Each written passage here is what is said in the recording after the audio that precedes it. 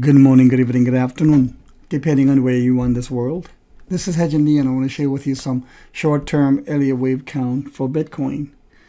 I think here is a display of a classic impulse sequence. In Elliott wave, we call the impulse as a 5-wave construct. Now, this wave 1 in brackets has to have subwaves of 5 subwaves. Because remember, in Elliott waves, actionary waves are 1, 3, and 5. Actionary waves therefore must have 5 subwaves. 1 has to have 5 subwaves, 3 has to have 5 subwaves, 5 has to have 5 subwaves. So going back to bracketed wave 1, I can see 1, 2, 3, 4, 5. But wait a minute, 4 and 1 is overlapping. That's not allowed. However, this I'm calling the leading diagonal, where you have a 3, 3, 3, 3, and 3. Thereby, you also get a pattern that is very similar to some kind of a wedge-shaped pattern, okay? And that really goes with the characteristic of a leading diagonal and even an ending diagonal. Thereby, in a leading diagonal, 4 and 1 overlap is allowed, but still counts as an impulse. But everything runs as 3, 3, 3, 3, 3. Occasionally, you'll even see 5, 3, 5, 3, 5 with a wedge pattern, 4 and 1 overlapping, and that still will be, in my opinion, acceptable leading diagonal. So, white 1 is down. Then we have a very sharp ABC. I've seen the yellow ABC as wave 2. Wave 2 and 4 are reactionary waves, therefore they are corrective. They can be a zigzag, a flat, double or triple combos. So if wave 2 is a very clean-cut 5, 3, 5, you can see 1, 2, 3, 4, 5, ABC, 1, 2, 3, 4, 5.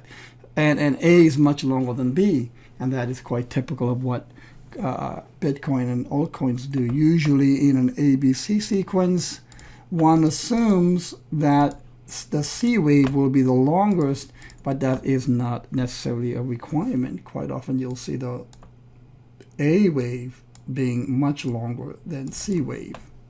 And that's exactly what you're seeing here. So, white wave 2 is complete.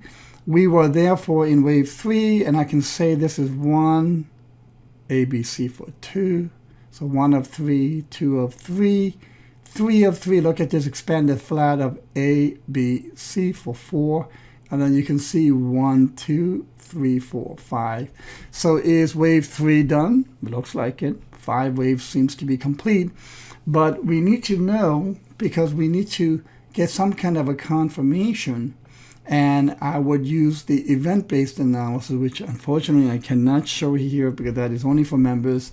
But I invite you to come and learn the event-based analysis.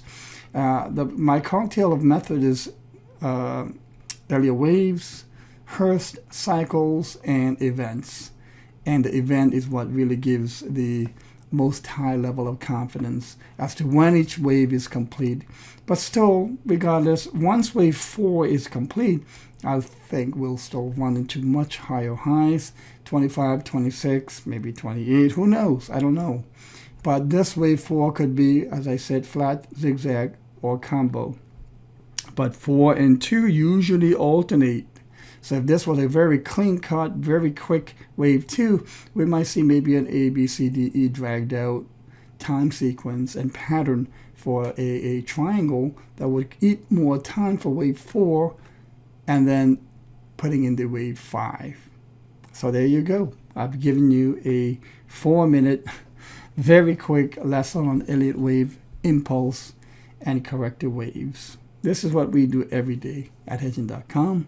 We put out a new recent trade, which is already filled and profitable, but only gold members get the trade alerts. We're making money. Look, we got into Bitcoin because the event analysis said get in right now, to jump in because the trend is going to change from down to up, and we got in at 17,440. So we are deep in profit, 30-something%, and I think we'll get a lot more than that. We're here to make money, not to fool around, not to have fun. Have a good day.